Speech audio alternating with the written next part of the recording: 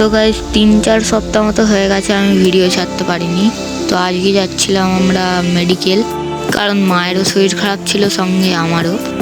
যাচ্ছিলাম হচ্ছে বড়গাছিয়া, কারণ আমাদের যেখানেই যেতে হোক না কেন আগে বড়গাছিয়াতেই যেতে হয়। তারপর বড়গাছিয়ায় এসে বাসে উঠে পড়েছিলাম। তারপর মা এদিকে বসেছিল। তারপর মায়ের প্রবলেমগুলো হচ্ছে দাঁড়াতে গেলে মাথা ঘুরে যাচ্ছে, হাঁটুতে ভর দিতে পারছে না, দাঁড়াতে গেলেই মনে হচ্ছে পা ভেঙে যাবে এরকম। আর আমার কি প্রবলেম সেটা পরে জানাবো। তারপর আমরা এখানে চলে এসেছিলাম, আর এই লাল বিল্ডিংয়ে আমার মাসি ভর্তি ছিল, আর আমি যাব হচ্ছে এই 3rd নাম্বার ওপিডিতে। তো আমি ভেতরে এসে বসেছিলাম, আর মারা ওইদিকে ছিল গাইনে ডাক্তার দেখাবে বলে। তারপর আমার ডাক্তার দেখানো হয়ে গেছিলো, এখানে ন্যায্য মূল্যে ওষুধ পাওয়া যায়।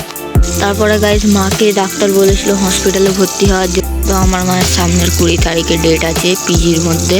তারপর আমরা ঘরে চলে যাচ্ছিলাম, আর এই বাসটা মনে হচ্ছিল ইলেকট্রিক বাস, কারণ বাসটার কোনো আওয়াজই ছিল না।